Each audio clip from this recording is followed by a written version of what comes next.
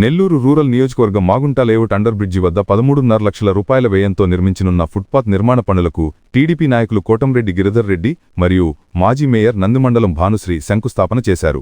ఈ సందర్భంగా కోటంరెడ్డి గిరిధర్ రెడ్డి మాట్లాడుతూ నెల్లూరు రూరల్ నియోజకవర్గం అభివృద్ధిలో దూసుకుపోతుందని తెలిపారు. ఇటీవల రామలింగాపురం అండర్ బ్రిడ్జి వద్ద భారీ వర్షాలు పడినా చుక్కనీరు నిలవకుండా ఉండడాన్ని గుర్తుచేస్తూ అదే తరహాలో మాగుంట లేఅవుట్ అండర్ బ్రిడ్జిని కూడా నిర్మాణం చేస్తామని హామీ ఇచ్చారు. ఈ ఫుట్పాత్ పనులు నెల రోజుల్లో పూర్తి చేసి ప్రజలకు అందుబాటులోకి తీసుకువస్తామని తెలిపారు. ప్రజలకు ఏ ఇబ్బంది ఉన్నా ఎమ్మెల్యే కోటంరెడ్డి శ్రీధర్ రెడ్డికి లేదా తనకు ఒక్క ఫోన్ చేయాలని తక్షణమే స్పందిస్తామని గిరిధర్ రెడ్డి భరోసా ఇచ్చారు. స్థానికంగా ఏ సమస్య ఉన్నా నెల్లూరు రూరల్ ఎమ్మెల్యే కార్యాలయం అందుబాటులో ఉంటుందని తెలిపారు. భారీ వర్షాల కారణంగా నియోజకవర్గంలో అన్ని ప్రాంతాల్లో ప్రజలకు అందుబాటులో ఉండి సహాయక చర్యల్లో పాల్గొనాలని ఎమ్మెల్యే కోటంరెడ్డి శ్రీధర్ రెడ్డి కూటమి నాయకులకు సూచించినట్లు గిరిధర్ రెడ్డి పేర్కొన్నారు.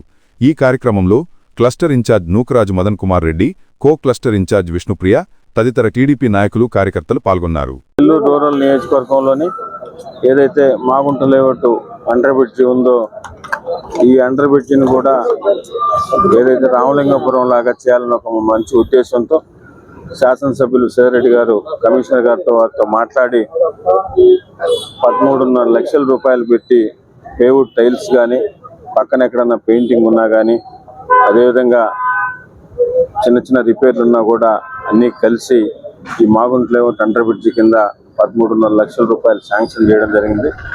దానికి ఈరోజు శంకుస్థాపన కూడా చేసుకున్నాం. ఒక నెల రోజుల లోపల మ్యాక్సిమం నెల రోజుల లోపల వర్షాలు ఉన్నాయి కాబట్టి చెప్తున్నాను, తప్పకుండా నెల రోజుల లోపల ఈ వర్క్ అంతా కూడా బ్యూటిఫికేషన్ అంతా కూడా చేసి ప్రజలకు అందిస్తామని చెప్తున్నాం.